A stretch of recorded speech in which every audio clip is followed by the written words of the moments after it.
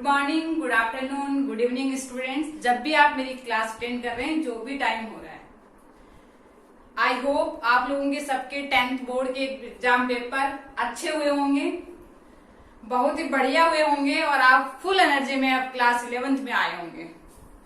और इसी एनर्जी के साथ अपन अपनी क्लास 11th को स्टार्ट करेंगे। तो क्लास 10th की स्टडीज में और क्लास 11th की स्टडीज में क्या डिफरेंस है स्टूडेंट्स? बहुत बड़ा डिफरेंस है। आपने जो 5 चैप्टर्स जो क्लास 10th में फिजिक्स में पढ़े हैं, वो चैप्टर्स आपकी एक पूरा बुक बन जाएगी, एक पूरी, उसमें भी पार्ट्स होंगे, part first and part second. जैसे आपका 9th का सिलेबस पूरा 11th में रिपीट होगा, 10th का सिलेबस आपका 12th में रिपीट होगा। तो आपको बहुत मोटी मोटी बुक्स पढ़नी है फिजिक्स की। आपका 5 चैप्टर्स, मैं कहूं 5 चैप्टर में जितना सिलेबस था उससे भी ज्यादा सिलेबस एक चैप्टर में होगा 11th क्लास में। तो क्या इतनी बड़ी 11th क्लास होने वाली है? हाँ स्टूडेंट्स, कंसेप्ट वाइज और न्यूमेरिकल वाइज सिलेबस बहुत बड़ा है आपका फिजिक्स का। और फिजिक्स ऐसा नहीं है कि आपने बायोलॉजी ली है या आपने मैथ्स ली है तो आपको फिजिक्स पढ़नी नहीं पड़ेगी। चाहे आपने बायोलॉजी ली हो, चाहे आपने मैथ्स ली हो, फिजिक्स और केमिस्ट्री कंपल्सरी सब्जेक्ट हैं, ये आपको पढ़ने ही पड़ेंगे। और फिजिक्स को बर्डन लेके नहीं पढ़ना है स्टूडेंट्स। तो मैंने अभी भी कहा है कि कंसेप्ट वाइज और न्यूमेरिकल वाइज बहुत बड़ा सिलेबस है। तो न्यूमेरिकल्स का मतलब होता है मैथ्स, और इसके लिए आपको बेसिक मैथमेटिक्स आनी जरूरी है। ऐसा नहीं है कि आप बेसिक मैथमेटिक्स का मतलब उसकी बात कर रही हूँ कि सर्कल की सर्कमफेरेंस क्या होगी, एरिया क्या होगा, वॉल्यूम क्या होगा, डेंसिटी क्या होगी, ये सारी मैथ्स आपको आती है क्योंकि आप 10th स्टैंडर्ड तक पढ़ के आए हो। लेकिन कुछ मैथमेटिकल टूल्स हैं नए अपने, जो कि सिर्फ 11th से ही स्टार्ट होते हैं, और वो मैथमेटिकल टूल्स हैं आपके फर्स्ट है डिफरेंशिएशन। फर्स्ट मैथमेटिकल टूल मैं आज स्टार्ट करने जा रही हूँ, डिफरेंशिएशन। तो ये आया कहां से और ये क्या चीज है वो देखेंगे सबसे पहले। तो सबसे पहले मैं बात करूं, एक वाई और एक्स एक्सिस ग्राफ है आपका, ये आपकी एक्स एक्सिस है और ये आपकी वाई एक्सिस है। अगर एक ग्राफ प्लॉट किया तो इन दोनों का ग्राफ आएगा स्ट्रेट लाइन, और मैंने कहा कि ये एंगल थीटा है। स्टूडेंट्स गौर करना मेरी बात पे कि ये आपका वाई एक्सिस ग्राफ है, जिसकी ये ग्राफ में ये ग्राफ आ रहा है आपका स्ट्रेट लाइन, उसमें एक्स एक्सिस के साथ जो एंगल दिया हुआ है आपको थीटा दिया हुआ है। इस थीटा एंगल का ही tan थीटा। अब ये tan थीटा क्या चीज है? 6 ट्रिग्नोमेट्रिक फंक्शन है, आपने क्लास 10th में पढ़े हैं, sine theta, cos theta, tan, cot, sec, cosec. वही एक tan थीटा आपका एक ट्रिग्नोमेट्रिक फंक्शन है, यानी इस थीटा का आप tan थीटा लेंगे। जैसे मान लो फॉर एग्जांपल ये 45 है तो यहाँ पे tan 45, ये 30 है तो tan 30, ये 90 हो फॉर एग्जांपल, ये यहाँ आ गया तो tan 90, tan 60। तो ये थीटा जितना होगा उसके हिसाब से आपको tan थीटा लेना है, और इस tan थीटा को ही अपन बोलेंगे स्लोप। इस tan थीटा को अपन क्या बोलेंगे? स्लोप। अब अगर मैंने ये थीटा यहां नहीं लेके इस पॉइंट पे लिया होता, ये इस पॉइंट पे पॉइंट 1 मार्क कर दिया मैंने, इसको 1 मार्क कर दिया है, यहाँ पे 2 पॉइंट यानी सेकेंड पॉइंट मार्क कर दिया है। मैंने मान लो पॉइंट थीटा आपका पॉइंट 1 पे लिया है, या मैंने थीटा पॉइंट 2 पे लिया है, ये भी थीटा एंगल ही होगा, ये भी थीटा एंगल ही होगा, ये भी थीटा एंगल होगा, यानी ये सारे के सारे एंगल्स इक्वल होंगे, क्योंकि आपको मैथ्स बोलती है कि 2 पैरेलल लाइंस हैं और यहाँ पे एक तीसरी लाइन इनको कट कर रही है, तो ये एंगल्स आपके क्या होंगे? इक्वल। फॉर एग्जाम्पल ये 45 है तो ये 45, 20 है तो 20, 30 है तो 30। तो ये एंगल्स आपके क्या होंगे? इक्वल। आप कहीं भी पॉइंट मार्क करो, आपने यहाँ पॉइंट मार्क किया तो यहाँ पे भी एंगल थीटा होगा, आपने यहाँ पॉइंट मार्क किया तो यहाँ पे भी एंगल थीटा होगा, यानी इनका सबका tan थीटा सेम आएगा, यानी इनका स्लोप क्या आएगा स्टूडेंट्स? कांस्टेंट। तो अगर इसका मेरे को tan थीटा कैलकुलेट करना हो, यानी ऐसे ग्राफ ये आपका एक्स और वाई के बीच में मैंने ग्राफ प्लॉट किया है, उनका स्लोप कांस्टेंट आ रहा है, तो उनका स्लोप अपन कैसे कैलकुलेट करेंगे? यहाँ पे अपनी मैं उसी बात को वापिस से बना रही हूं। तो यहाँ पे मेरा एंगल दिया हुआ है थीटा, और यहाँ पे पॉइंट 1 मार्क किया है मैंने, यहाँ पे 2 मार्क किया है, ये वाई एक्सिस है, ये आपकी एक्स एक्सिस। यहाँ पे जो पॉइंट मार्क किया है इसके कोऑर्डिनेट्स मैंने ले लिए हैं x2 y2, और यहाँ पे जो पॉइंट मार्क किया है उसके मैंने कोऑर्डिनेट ले लिए हैं x1 y1। ओके स्टूडेंट्स, अब मैं यहाँ पे इसको एक ट्राइंगल बनाना चाह रही हूँ, तो मैंने ट्राइंगल के लिए यहाँ पे एक परपेंडिकुलर बना दिया और इस ट्राइंगल को, इतने ही ट्राइंगल को मैं यहाँ पे वापस से रीड्रॉ करूंगी। तो यहाँ क्योंकि मेरे को tan थीटा कैलकुलेट करना है, तो आपका ट्राइंगल ऐसा ही है। ये आपका पॉइंट दिया हुआ है आपको कितना, x1 y1, ये आपको दिया हुआ है x2 y2, यही दिया हुआ है। इसी ट्राइंगल को मैंने वापस से रीड्रॉ किया है, तो ये आपका x1 y1 हो गया, ये x2 y2 हो गया। ये आपका एंगल कितना दिया हुआ है, थीटा। मैं यहां से tan थीटा कैलकुलेट करना चाहूं तो मेरा tan थीटा कितना आ रहा है स्टूडेंट से, tan थीटा का फॉर्मूला क्या होता है, परपेंडिकुलर अपॉन बेस। तो यहां से परपेंडिकुलर कितना आ रहा है आपका, परपेंडिकुलर क्या होगा ये, तो ये कितनी वैल्यू है आपकी ये चेक करेंगे।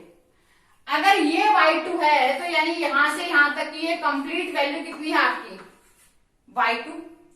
लेकिन इस पॉइंट पे कितनी कोऑर्डिनेट है, x1 y1, तो ये कितनी है आपकी y1, तो ये कितनी रह गई है y2 माइनस y1, क्योंकि टोटल y2 है, ये y1 है, तो ये कितनी रह गई है y2 माइनस y1।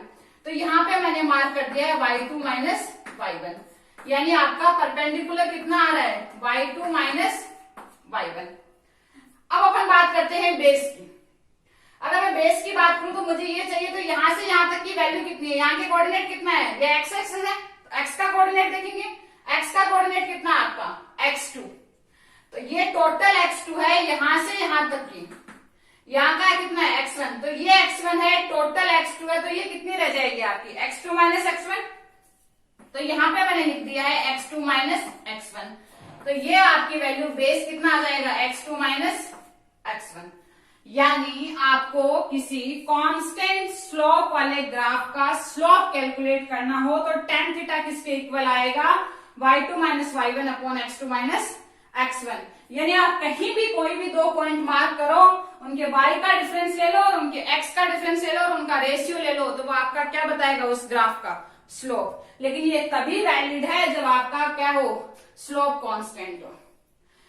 अब अगर कहानी कहते हैं कि अपना ग्राफ स्ट्रेट लाइन नहीं देखे, ग्राफ कुछ और दिया हुआ, स्टूडेंट्स ग्राफ इस बार क्या दिया हुआ है, ग्राफ आपका कांस्टेंट नहीं देके किसी कर्व फॉर्म में दिया हुआ है। जैसे फॉर एग्जांपल मैं एक ग्राफ प्लॉट करूं आपके सामने, ये आपका y और ये है x एक्सिस, इस बार ग्राफ दिया हुआ है ऐसा। अब इस पे अपन स्लोप कैसे प्लॉट करेंगे, क्योंकि tan थीटा निकालना है, tan थीटा ही आपका क्या होगा स्लोप। तो कैसे कैलकुलेट करेंगे आप, किसी का स्लोप निकालने के लिए क्या करते हैं, किसी भी पॉइंट पे टेंजेंट ड्रॉ करो, तो ये आएगा आपका थीटा। मैंने यहाँ पे पॉइंट लिया, यहाँ पे मुझे स्लोप निकालनी, वैसे उस ग्राफ में भी अपन ने जगह जगह पॉइंट्स लिए थे, उन पे स्लोप निकाली थी, सब जगह स्लोप एक जैसे आ रहा था। मैंने यहाँ पे पॉइंट लिया और इस पे टेंजेंट ड्रॉ किया, तो ये मेरा एंगल आया थीटा। ये दोनों इक्वल नहीं है एंगल, क्योंकि ये दोनों लाइंस पैरेलल नहीं है, कहीं भी ये एंगल थीटा नहीं है, तो इनको थीटा 1 थीटा 2 बोलेंगे। तो यानी ऐसे ग्राफ जो कि कर्व लीनियर हैं, उनके स्लोप कांस्टेंट नहीं आ रहे हैं, यानी इनके स्लोप कैसे आ रहे हैं, वेरिएबल। तो क्या इनके लिए भी अपन y2 minus y1 upon x2 minus x1 formula लिख सकते हैं किसका, स्लोप का, या नहीं लिख सकते, देखते हैं अपन। अपना ग्राफ कैसा है, ऐसा, उस पे मैंने कहीं दो पॉइंट मार्क कर लिए हैं, इसके कोऑर्डिनेट हैं x1 y1 और इसके हैं x2 y2, होंगे जरूर होंगे। और मैंने क्या किया, यहाँ पे यहां से परपेंडिकुलर ड्रॉ कर लिया और ये एंगल थीटा है, मैं उसी कहानी को यहाँ पे रीड्रॉ किया है मैंने, ये एंगल थीटा है और यहाँ पे परपेंडिकुलर ड्रॉ कर दिया है। अब ये वैल्यू कितनी आएगी आपकी और ये वैल्यू कितनी आएगी, ये आएगी आपकी, मैं यहां से बात करूं पूरा ग्राफ है आपका ऐसे ही है, तो यहां से ये टोटल y2 था, ये y1 है, तो ये y2 माइनस y1 वैसे ही आएगी जैसे पहले कैलकुलेट की है। ये आपकी कितनी आएगी, x2 माइनस x1। लेकिन क्या tan theta equals to base upon hypotenuse upon base लिख सकते हैं अपन इसमें, कैसे लिख सकते हैं स्टूडेंट्स, ये तो कर्व आ रहा है, जबकि ट्राइंगल अपना ऐसा बनना चाहिए, ये लाइन स्ट्रेट आनी चाहिए, तब जाके अपन क्या कर पाते इसको, tan theta equals to base upon perpendicular upon base लिख पाते। लेकिन यहाँ पे ऐसा नहीं हो रहा है, ये तो क्या हो रही है, कर्व्ड ग्राफ आ रही है। यहाँ पे अगर मैं tan थीटा को ड्रॉ करना चाहती तो ये स्ट्रेट लाइन बनाती है जो कि इसको कट करते हुए जाती है, यानी इसका कुछ पोर्शन बाहर रह जाता है या कुछ पोर्शन अंदर आ जाता है, डिपेंड करता है ग्राफ पे। तो इस लाइन को स्ट्रेट बनाने के लिए अपन क्या करेंगे, इस पॉइंट 1 और 2 है ना अपने लिए, इन पॉइंट्स को अपन पास पास ले जाएंगे। दोनों पॉइंट्स को जैसे ही पास करेंगे ये लाइन स्ट्रेट हो जाएगी।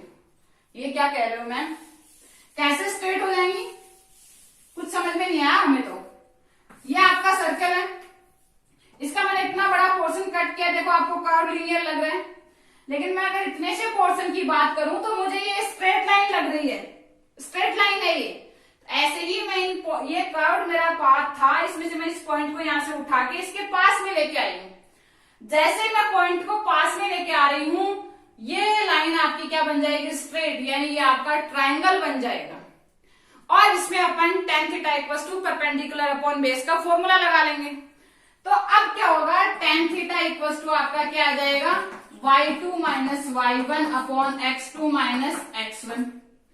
यही तो आपकी स्लोप है। तो ये सेम ही कहानी होगी, पहले भी अपन यही पढ़ी थी, अभी भी यही पढ़ रहे हैं, जबकि उसमें कांस्टेंट स्लोप था, इसमें वेरिएबल स्लोप है।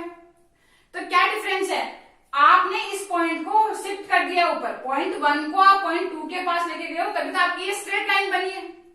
स्ट्रेट लाइन बनी है मतलब आपने y2 माइनस y1 को क्या कर दिया है, बहुत छोटा कर दिया, यानी y2 माइनस y1 ऑलमोस्ट क्या है, 0। एग्जैक्ट 0 नहीं है, लेकिन क्योंकि दोनों सेम पॉइंट नहीं बनाए, सेम पॉइंट बनाते तो ये ट्राइंगल नहीं रह के क्या रह जाएगा, पॉइंट रह जाएगा। इसलिए अपन इस पॉइंट को उठा के लेके गए हैं, अपन एक छोटा ट्राइंगल बना दिया है। तो यानी y2 माइनस y1 आपका टेंस टू 0 है, एग्जैक्ट 0 नहीं है। तो यानी y2 माइनस y1 आपका टेंस टू क्या है, 0। ऐसे ही अपन इसको ऊपर लेके गए हैं, तो यानी ये जो आपकी x2 माइनस x1 थी, आपकी x2 माइनस x1 भी स्मॉल हो गई है, तो यानी x2 माइनस x1 भी आपका क्या है, टेंस टू 0। तो आपका स्लोप क्या है, y2 minus y1 upon x2 minus x1, जो कि दोनों ही टर्म क्या है, टेंस टू 0 है। 0 नहीं है एग्जैक्ट, लेकिन बहुत ही स्मॉल डिफरेंस आ रहा है इनका। और अगर ऐसी टेंस टू 0 होती हैं तो फिजिक्स एक नई फिजिकल क्वांटिटी, यानी एक नया छोटा सा टर्म है जो काम लेती है, उसको बोलेंगे अपन डी से रिप्रेजेंट करेंगे। तो ऊपर किस में आ रहा है, डी में, किस में चेंज हो रहा है, वाई में, तो डी वाई। नीचे किस में चेंज हो रहा है, डी एक्स। और ये आपका क्या हो जाएगा, tan थीटा, और ये क्या हो जाएगा, स्लोप। बाकी कहानी सिर्फ मैंने समझाने के लिए पढ़ाई है आपको, आप मैथ्स में वापस से पढ़ोगे सारी कहानी, मैथ्स की टर्म्स थी, लेकिन ये जो कहानी है, ये जो रिजल्ट है, ये अपने फिजिक्स में काम में आएगा, ये अपने को फिजिक्स में पढ़ना ही पड़ेगा। तो tan theta equals to D Y by D X equals to slope, यानी जिनकी स्लोप, ऐसे ग्राफ जिनकी स्लोप वेरिएबल है, उनकी स्लोप कैसे निकालेंगे, D Y by D X, और वो किसके इक्वल होगी, tan थीटा के। अब इस dy बाई dx को ही अपन बोलते हैं डिफरेंशिएशन, क्योंकि मैंने कहा ना फर्स्ट मैथमेटिकल टूल अपन पढ़ रहे हैं वो है डिफरेंशिएशन। तो dy बाई dx ही आपका क्या है, डिफरेंशिएशन।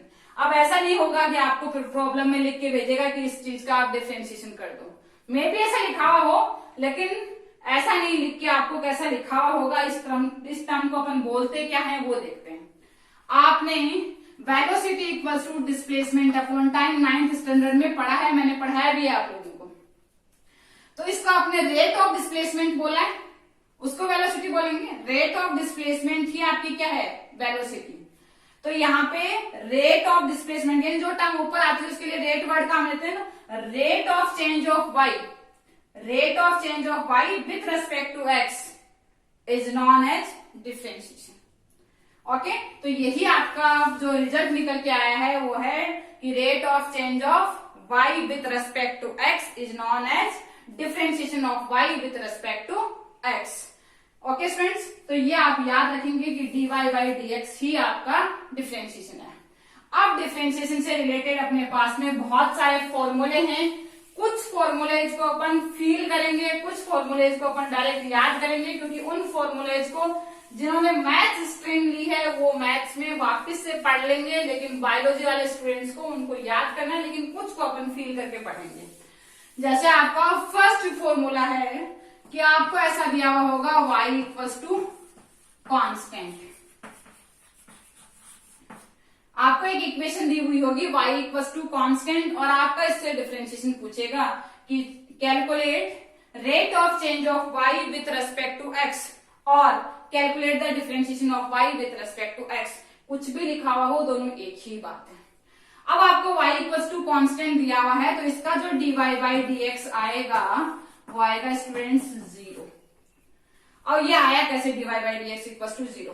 फॉर एग्जाम्पल लिया है मैंने y इक्वल टू 5 यानी y equal to constant, dy by dx यानी मुझे इसका डिफरेंशिएशन करना है dy बाई dx, वो कितना आया है 0। फॉर एग्जाम्पल इसको देखें ग्राफ से, ये आपकी y एक्सेस है, ये आपकी एक्सेस है। y इक्वल टू 5 का मतलब होता है 1 2 3 4 5, y की वैल्यू 5 है, चाहे x की वैल्यू कुछ भी हो, y की वैल्यू हमेशा कांस्टेंट रहेगी और वो कितनी रहेगी 5। ये ग्राफ आपको मैथ्स में ड्रॉ करने आते हैं क्योंकि आपने 10th स्टैंडर्ड तक ऐसे ड्रॉ किए हैं। तो y इक्वल टू 5 का ग्राफ आपका ऐसा है। अब ये देखो ये दोनों लाइंस पैरेलल हैं, ये दोनों लाइंस पैरेलल हैं तो इन एक्स एक्सिस के साथ आपका ग्राफ कितने का एंगल बना रहा है? थीटा इक्वल टू कितना बना रहा है? 0 डिग्री। तो tan थीटा आपका कितना आएगा? 0। और tan थीटा 0 है यानी स्लोप क्या आएगा? 0। और स्लोप ही क्या था आपका? dy by dx equal to 0। तो यानी किसी कांस्टेंट का आपको डिफरेंशिएशन करना हो, कोई भी कांस्टेंट लिखा हो, 1000 लिखा हो, 500 लिखा हो, 50,000 लिखा हो, 1 लिखा हो, 2 लिखा हो, कुछ भी कांस्टेंट हो, उसका डिफरेंशिएशन उसका dy बाई dx हमेशा क्या आएगा? 0। उसको फील भी कर लिया आपने mathematically as well as in terms of physics. Okay, next जो फर्स्ट फॉर्मूला हो गया अपना फिजिक्स का कि y इक्वल टू कॉन्स्टेंट दिया हुआ हो तो उसका डिफरेंशिएशन हमेशा क्या आता है? 0, यानी किसी भी कांस्टेंट का डिफरेंशिएशन हमेशा क्या होगा? 0। ओके, नेक्स्ट जो फॉर्मूला अपने पास में आया है वो कहानी है स्टूडेंट्स नंबर 2। वो है आपका y इक्वल टू आपको दिया हुआ हो x की power n, y equal to दिया हुआ हो x की पावर n और इसका आपको dy बाई dx कैलकुलेट करना हो तो dy बाई dx होगा n, यानी पावर को पहले रख लो और एक पावर कम कर दो। तो n को पहले ले आए n, x की power n minus 1। For example लेंगे अपन कि इसका एग्जाम्पल क्या होगा। तो एग्जाम्पल की बात करूं मैं तो y इक्वल टू मैंने लिया है x to the power for example 5। देखो x की पावर n यानी x की पावर 5, n जहां पे आपका कोई कांस्टेंट डेटा है। अब देखो इसका dy बाई dx निकालना हो मुझे, ये आपका एग्जाम्पल है। तो इसका dy बाई dx निकालना हो तो क्या करेंगे? पावर को पहले रखेंगे, n को पहले रखा है तो यानी यहाँ पे क्या आ जाएगा? 5 x to the power n minus 1 यानी 5 माइनस 1 तो कितना आएगा? 5 x टू दी पावर 4। किसकी वैल्यू आई है? dy by dx। अब ये फॉर्मूला आया कहां से? इसको भी फील लें कैसे अपन ने लिखा है।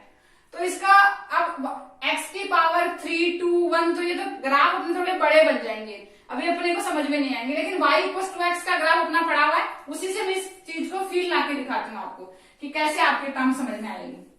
y इक्वल टू x आपको दिया हुआ है, इसका डिफरेंशिएशन करना है मुझे तो dy बाई dx x की पावर 1 लिख सकते हैं इसको, कुछ भी पावर नहीं होती मतलब 1 है, पावर को पहले रखा x टू दी पावर 1 और क्या करना है? माइनस 1 n माइनस 1 तो 1 minus 1 x to the power 1 minus 1 क्या हो गया? 0। x टू दी पावर 0 क्या हो गई? 1। तो आपकी dy बाई dx क्या आया आपका? 1। यहाँ पे dy बाई dx आपका क्या है? 1। अब देखते हैं इसी चीज को dy बाई dx आया आपका 1 कब? जब y इक्वल टू आपने x लिया है। मैं इसी का ग्राफ बना रही हूं स्टूडेंट्स, x एक्स है, y एक्स है, y equal to x, graph कैसा आता है? Straight line. y equal to x लिया है आपने, यहाँ पे dy बाई dx कितना है आपका? 1, यानी ये किसकी वैल्यू आई है? स्लोप, यानी किसकी वैल्यू आई है? tan theta. और tan थीटा जब आपका y इक्वल टू x होता है तो tan थीटा कितना आता है 45, और यहाँ पे भी कितना आ रहा है dy बाई dx 1। इसका मतलब ये मैथमेटिकली भी पॉसिबल है और इन टर्म्स ऑफ डिफरेंशिएशन भी पॉसिबल है। ओके स्टूडेंट्स, तो ये आपका सेकंड टूल था जो फिनिश हुआ है, मतलब डिफरेंशिएशन का सेकंड फॉर्मूला है जो कि फिनिश हुआ है। फर्स्ट था y इक्वल्स टू कांस्टेंट, यानी कांस्टेंट का डिफरेंशिएशन 0 होता है। स्टूडेंट्स आंख बंद करके कि कितना भी लिखा हुआ, ऐसा नहीं है कि 1000 आ गया तो मुझे सोचना पड़ रहा है। 1 का तो डिफरेंशिएशन मैम 0 होता है, लेकिन 1000 आ गया तो मुझे एक बार के लिए सोचना पड़ा। बिल्कुल नहीं सोचना है स्टूडेंट्स। अगर आपका कांस्टेंट कुछ भी डेटा लिखा हुआ हो उसका डिफरेंशिएशन हमेशा क्या आएगा 0। सेकंड पढ़ा है अपने y equal to x to the power n। अगर ऐसा लिखा हुआ हो तो n को पावर को पहले रख लो, पावर एक कम कर दो और आपका क्या हो जाएगा dy बाई dx हो जाएगा n x to the power n minus 1। जैसे फॉर एग्जाम्पल मैं आपको एक न्यूमेरिकल दे रही हूं y equals to x to the power 7। इसको आप सॉल्व करेंगे और मुझे कमेंट बॉक्स में इसका आंसर बताएंगे। ओके स्टूडेंट्स, इस प्रॉब्लम को सॉल्व करेंगे और मुझे कमेंट्स में इसका आंसर बताएंगे। जो करेक्ट फर्स्ट स्टूडेंट होगा देखते हैं वो कौन है। ओके स्टूडेंट्स, तो कहानी है नेक्स्ट थर्ड टूल की, यानी थर्ड आपका फॉर्मूला क्या है। फर्स्ट हो गया y equal to x to the power y equal to constant, second हो गया y equal to x to the power n। Third कहानी है आपकी, आपको जो आई है वो है y इक्वल टू एक्स, यानी मैं इसको भी एक फॉर्मूला बना दिया है मैंने जो कि अपन अभी डिस्कस कर चुके हैं। उसका dy बाई dx क्या आएगा 1। तो हमेशा y इक्वल टू एक्स यानी सिंगल पावर दी हुई हो तो dy बाई dx आपका क्या होगा 1। या अगर आपसे उल्टा पूछ लिया किसी ने कि किसी का स्लोप 1 है तो उसमें tan थीटा कितना आएगा 45, यानी थीटा कितना आएगा 45, tan थीटा आएगा 1 तो थीटा आएगा 45, यानी वो एक स्ट्रेट लाइन ग्राफ है आपका। ओके, जिसकी स्लोप कांस्टेंट है, रो कांस्टेंट, स्लोप कितनी है 45। Okay students, thank you, have a nice day. Next problem में, नेक्स्ट आपके क्लास में अपन इन्हीं की आगे प्रॉब्लम सॉल्व करेंगे और इन्हीं को डिफरेंशिएशन के टूल्स को आगे पढ़ेंगे।